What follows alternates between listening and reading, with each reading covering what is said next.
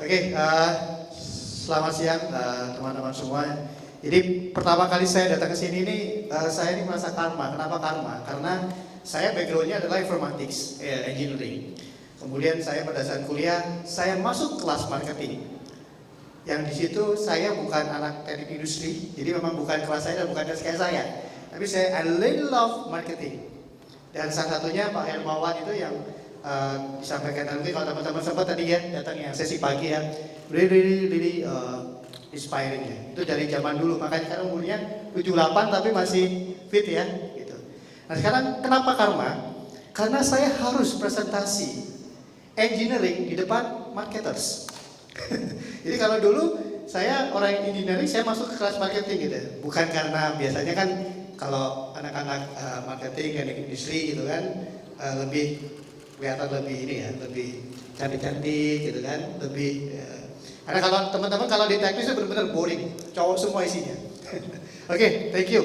Sebelum itu mungkin saya mau nanya dulu nih, saya mungkin agak sedikit akan mengadjust presentasi saya gitu ya.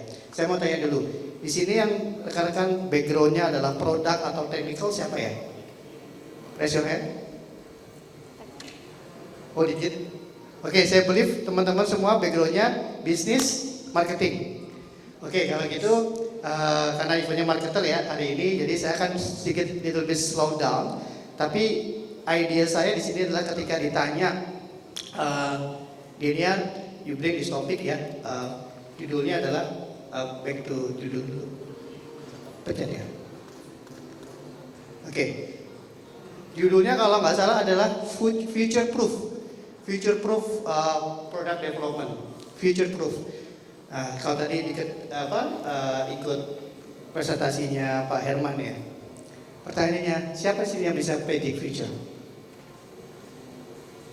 Siapa yang di sini sudah mengira nih gitu ya? Kira-kira, wah AI bakal sehebat ini, bakal semasif ini, life changing gitu ya. Apalagi Pak Hermawan Kertajaya tadi pagi bilang. Nextnya 2029 AI apa kemarin namanya ASI ya tadi ASI ada N now N next is S ya will replace us as a human people gitu kan gitu. Jadi future gitu ya, tapi jawabannya sebenarnya gampang. Jawabannya itu yang 5 driver change dari Pak Hermawan tadi gitu ya. Belum the driver change itu. Jadi sisi teknikalnya, teknologinya, market, political sama sosialnya, dan tengahnya adalah ekonomi gitu. Intinya apa? Intinya how to make product that future proof gitu ya. Itu harus adapt sama changes tadi. That's the key. Nah pertanyaannya, saya mungkin akan share sedikit, beri lagi ya. Saya akan share sedikit bagaimana kami di sini beradaptasi terhadap seperti yang presentasi Pak Hermawan sampaikan tadi. Sebelumnya mungkin saya mau nanya, siapa yang merasa agak janggal datang? Pasti kan kebanyakan sini masuk lewat Pacific Place, bener ya? Di Jakarta itu sudah jarang mall pakai security yang mau masuk parkir aja dibuka bagasi sambil ada yang anjing pencium ini ya, bom atau sebagainya gitu ya. Kalau yang cuman dilihat buka itu juga ada gitu. Terus teman-teman masuk dicek lagi tasnya gitu. Inilah apa yang terjadi kalau kita overprotect. Bukan berarti salah, enggak gitu ya. Tapi dilemanya adalah begini teman-teman. Ini I like use the word in Indonesia is about the comfortability and the security. Is aman versus nyaman. Kalau mau aman pasti kenyamanannya yang disacrifice. Kalau mau nyaman udah pasti keamanannya berkurang. Betul nggak? Gitu. Saya kan membawa sedikit cerita tentang misconception, gitu bahwa apakah aman itu berbanding terbalik dengan nyaman. Gitu. Tapi sebelumnya izinkan perkenalan dulu, saya Daniel. Saya mimpin product development and innovation di Tallinn gitu ya. Mungkin kalau yang belum tahu, nah sekarang belum bisa. Oh next, oke. Ini voice comment berarti. Oke, thank you. Oke, mungkin banyak yang belum tahu tentang Telin. Telin adalah Telkom International. Kami adalah arm dari Telkom Indonesia. Uh, Mungkin banyak yang nggak tahu, kami yang mengkoneksikan Indonesia dengan internet di seluruh dunia. Jadi kami memegang traffic internet, manage traffic internet masuk dan keluar Indonesia 70%. Jadi kalau kami kolaps, mungkin Bapak Ibu mohon maaf, internetnya blackout. Tapi inilah di sini peran pentingnya vitalnya Telin, bagaimana menjaga internet connection di keluar masuk Indonesia itu tetap terjamin, supaya apa? Supaya digital ekonomi tetap tumbuh, tetap terdorong gitu ya. Gitu. Apa yang kami lakukan? Kami menggelar internet by having submarine cable. Jadi kalau rekan saya informasikan teman-teman bahwa cara paling cepat untuk mendeliver internet lewat in out Indonesia paling cepat adalah menggunakan fiber optik. Kenapa? Karena kita masih believe kecepatan cahaya, agak sedikit IPA sedikit ya. Kecepatan cahaya adalah media transmisi yang saat ini paling cepat. Gitu ya. Beda dengan konduktor panas dan sebagainya lebih lambat ya, gitu ya. Jadi itulah. Jadi kecepatan cahaya masih yang paling cepat. Artinya apa? Artinya kalau yang ngajak hubungan long distance relationship jangan percaya. Karena cinta itu nggak akan sampai ke sana dengan tanpa transmisi. Jadi masih namanya kecepatan cahaya. That's why we put our fiber optic itu seluruh dunia. Dan fiber optik yang dipunya oleh Telkom Group itu kita 8 kali keliling dunia. Jadi sebanyak itu. Jadi kalau dilihat ini kayak mie ya, yang kita sebar di bawah laut. Disinilah bagaimana kami cara mengkoneksikan ke seluruh dunia, sehingga mungkin di sini ada beberapa dia researcher. So researcher they use internet a lot. This is one of that how internet can how we help you to provide a good internet. Telin area ada di 15 negara gitu ya. Kita coveragenya helping Indonesia company and company Indonesia itu di 162 negara. Oke, Telin produknya banyak, tapi hari ini saya akan fokus terhadap cyber security. Saya akan nanti ceritakan dengan mudah apa itu misconception about aman dan nyaman. Oke, saya agree dengan tadi Pak David, he mentioned that even if you are product developer gitu ya, you must think about security in the first time. That's agree. Karena why? Because sometimes of us product developer or researcher, we focus on the creating something, but sometimes when we create this, the whole that penyusup itu masuk. Karena biasanya kalau produk pada saat di develop nggak ada security-nya. Kita ini kan environment yang terbatas, aman-aman aja. Siapa sih yang akses gitu ya? That's misconception. Gitu. Nah, itu harus diperhatikan. I really agree with David on that. Next. Alright. So Telin kita udah serve cyber security selama 12 tahun. Jadi kita berpartner dengan partner besar, salah satunya adalah Akamai dan Bypass. Gitu ya. Bypass itu ada di stand-nya ada di depan. Gitu ya. Ini saya ngeliki sedikit dengan cerita tadi pagi Pak Herman Kertajaya ya, between East and West, gitu kan. Jadi kita juga punya prinsipal partner yang kita put sesuai dengan market Indonesia, yang West kita pakai Akamai, yang East kita kerjasama dengan Bypass. Telin juga sudah certified beberapa banyak ya ISO. We really concerned about the ISO and PDP etc. That's why we have this to support our customer. And apa yang menjadikan Telin itu beda dengan yang lain adalah bahwa Bapak Ibu kalau ngomongin attack itu datangnya nggak cuma kecil-kecil, tapi datangnya serangan attack itu very huge. Jadi kalau ngomongin itu udah ngomongin tera, ngomongin penta. Gitu ya. Kalau kecepatan internet Bapak di handphone atau di rumah mungkin 100 Mbps. 100 Mbps. Kalau tera itu adalah sekitar 10 juta kali dari internet di rumah Bapak Ibu sekalian. Seperti itu. Terus kemudian nanti saya akan cerita sedikit bahwa Telin ini kita berpikir bagaimana menyediakan layanan security yang aman juga nyaman. Ya, jadi kita kan tadi bahwa aman tuh kadang-kadang miskonsepsinya selalu nggak nyaman selalu nggak aman gitu ya. Gitu. Kita juga certified people kita karena kenapa we believe karena at the end, Bapak Ibu sebagai company itu butuh terus keep update dengan security. Jadi security itu berkembang setiap harinya gitu. Threat baru, attack baru itu berkembang terus itu. Kalau nggak kecap gimana? Nah kemudian kita paham bahwa sebagai ke arah customer kita, mereka butuh local support supaya kecap dengan trend security. Gitu. Customer kita kebanyakan kita dipercaya oleh banyak customer. Kita punya customer di banking, financial industry, kemudian state owned enterprise. Saya nggak bisa sebut logonya ya. Kemudian OTT, kalau Bapak Ibu lihat OTT yang top di Google Play, Apple Store itu kita bekerja sama dengan mereka. Government juga. Next. Oke. Ini saya mau cerita sedikit tentang misconception. Ya, kalau tadi gambaran umumnya adalah kalau Bapak Ibu datang ke sini, kalau mau aman, pasti layer security dibanyakin tuh, ya enggak?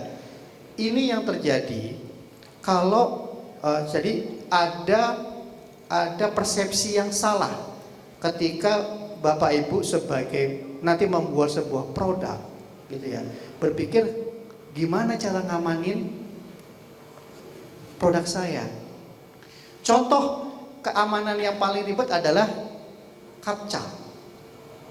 Kalau merasakan mana yang aman tapi nggak nyaman adalah CAPTCHA. Tahu CAPTCHA? Ya.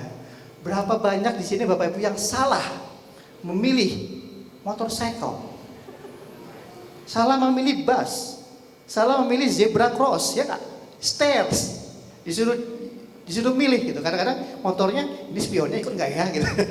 Itu ada orang tangan awe-awe, ridernya ikut nggak ya. That's the illustration of aman tapi nggak nyaman. Gimana mau user kita itu nyaman? Kalau misalkan Bapak Ibu berpikir bahwa yang penting bagi saya produk saya aman. No, that's different. Seperti yang digambarkan Pak Hermawan, itu harus ada 5 aspek tadi yang dilihat, termasuk market sama sisi Bapak company teknologinya.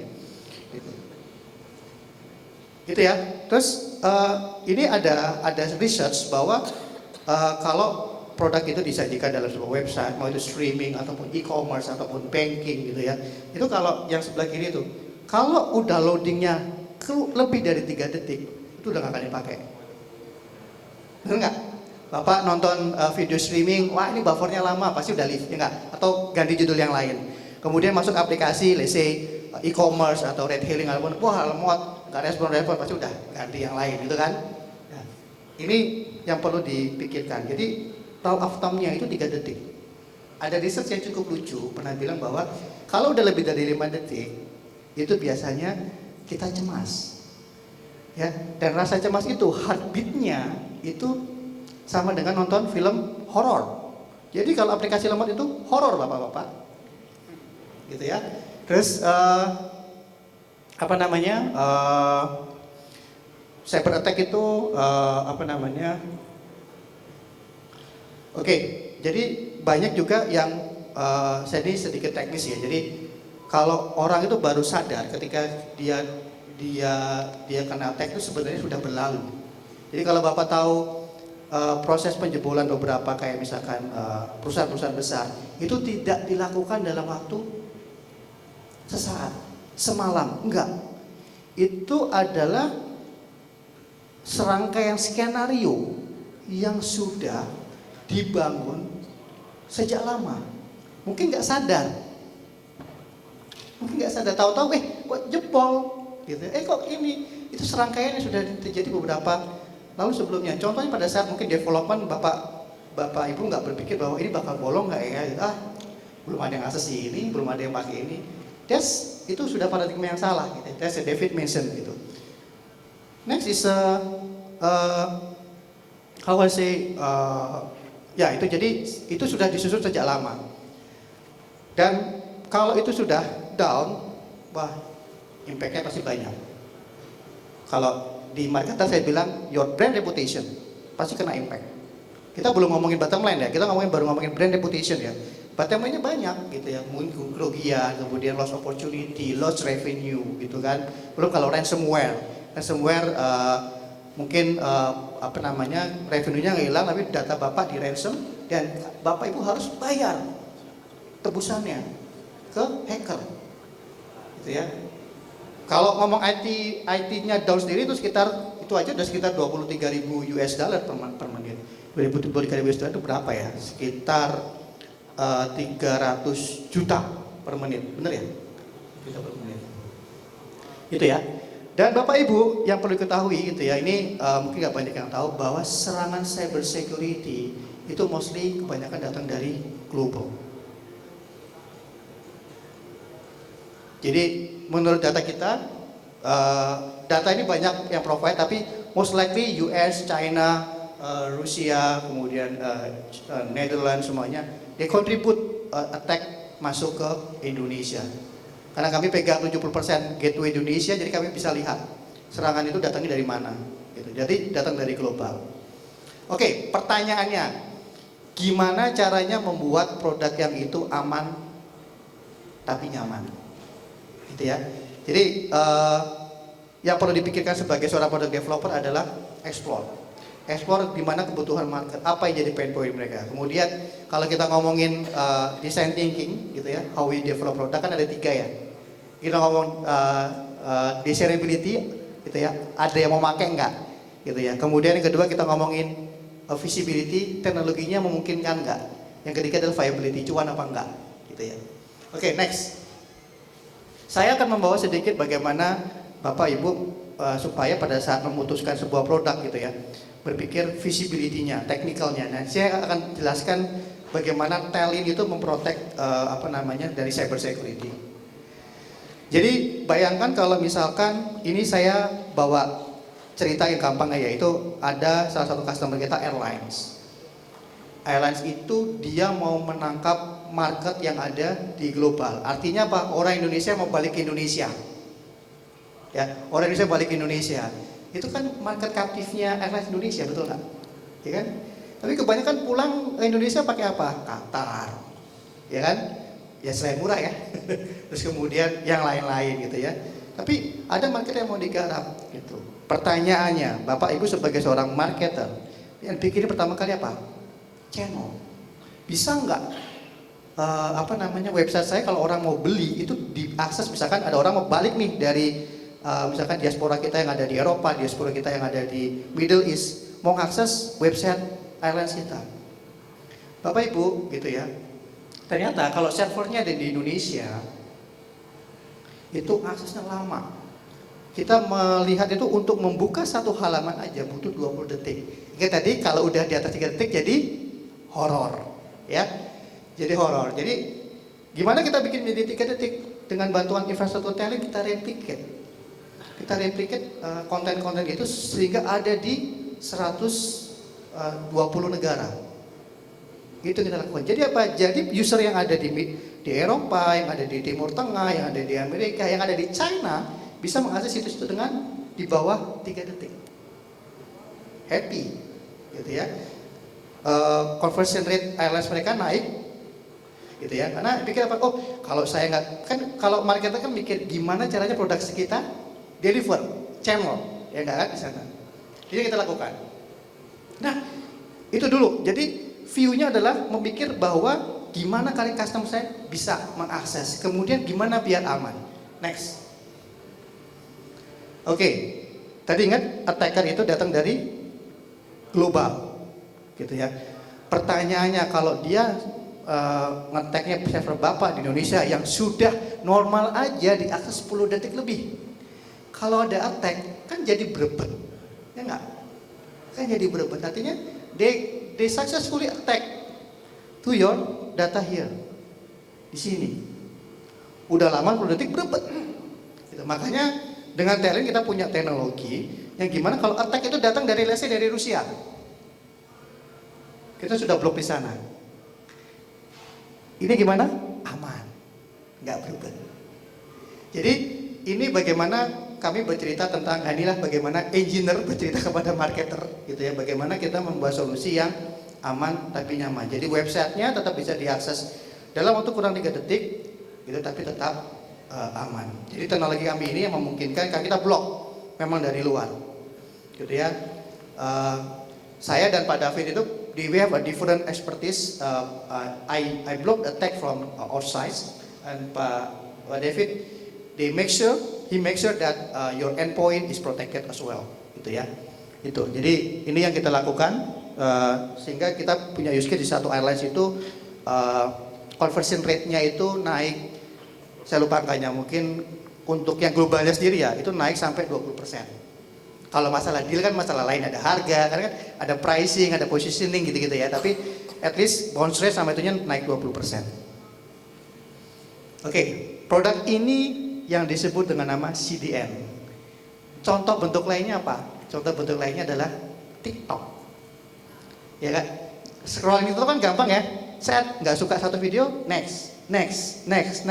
Pertanyaannya kalau itu buffer 3 detik gimana?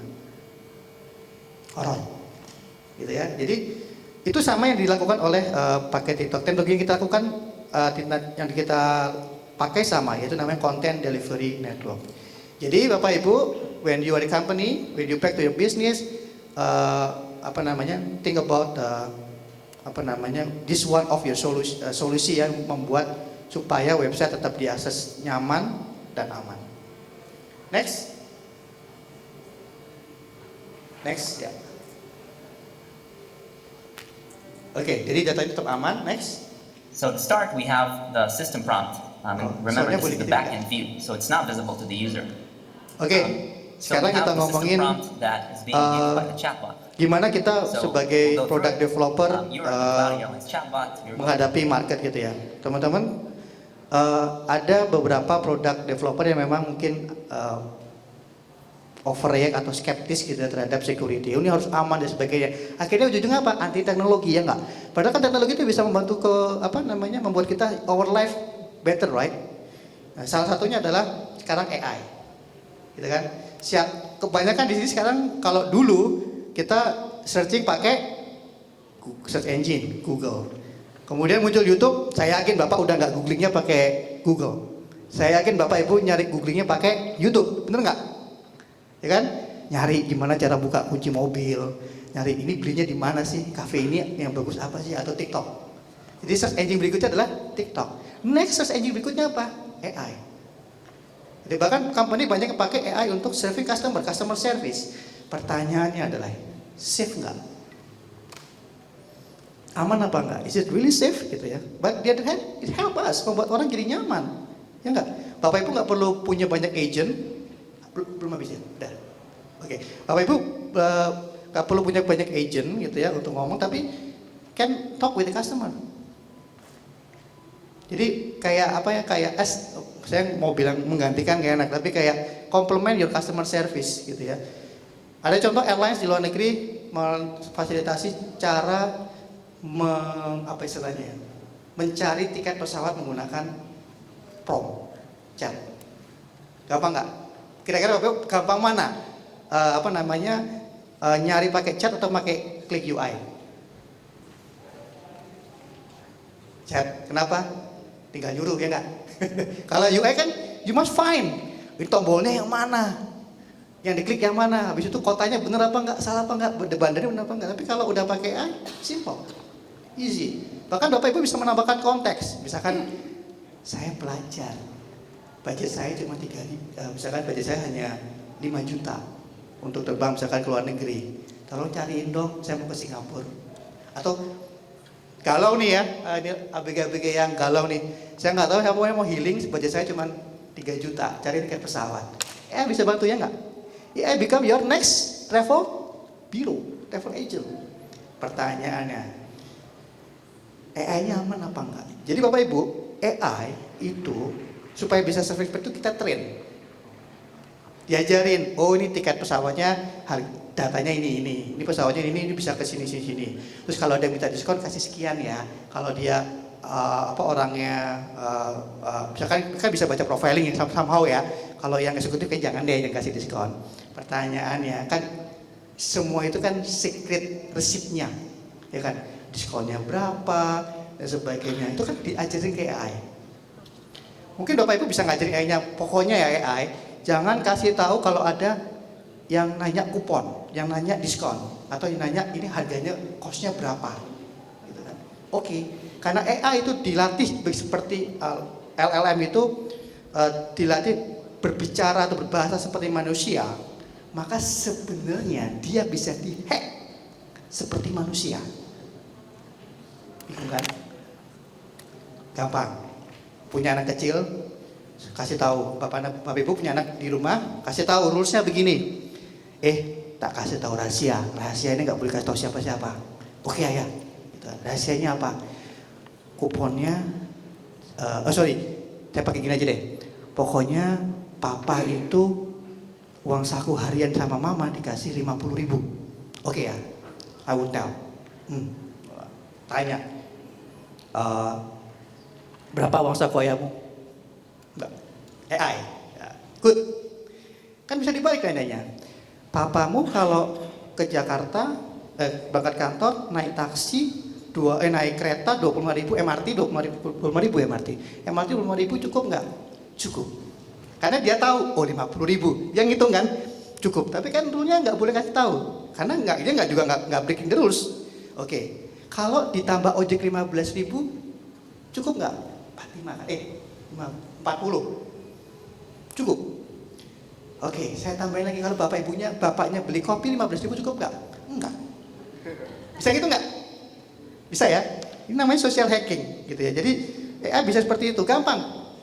Paling lemah AI kayak gini lah. AI, what is your password? Akan kasih tahu. What is your second word of your password? Second letter of the password? A, B. Kalau nggak diprotek, bisa. Makanya kami punya solusi bagaimana membuat AI itu tetap membantu bisnis Bapak Ibu, tapi diprotek gitu ya. Jadi kita filter rules-rulesnya apa aja dan sebagainya. Ini yang kita lakukan tadi di beberapa airlines. Ya. Kemudian salah satu habis ya, satu lagi. Oke.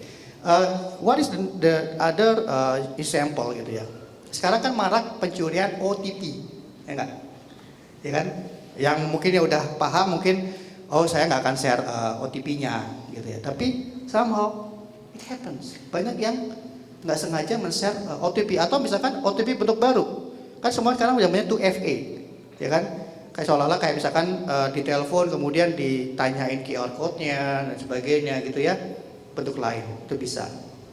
Nah, sekarang imagine bagaimana kalau itu tetap aman tapi nggak perlu OTP. Nah, makanya di Telin kami mengembangkan namanya silent authentication. Kalau Bapak Ibu lihat sekarang di beberapa aplikasi, contohnya adalah WhatsApp sendiri deh. WhatsApp sendiri kalau Bapak ganti tiba-tiba ke logout, kemudian masuk lagi dengan SIM card yang sama, itu udah nggak butuh cek OTP lagi.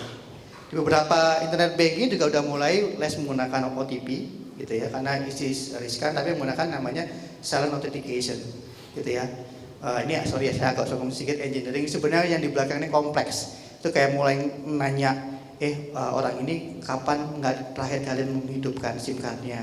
SIM cardnya diganti apa enggak? Ditukar apa enggak? Itu banyak banget parameter yang kita lakukan to make it secure. Tapi jangan sampai juga salah, false positive, artinya keblok orang gitu, atau HP-nya dicuri dan sebagainya, atau SIM card-nya dicuri dan sebagainya.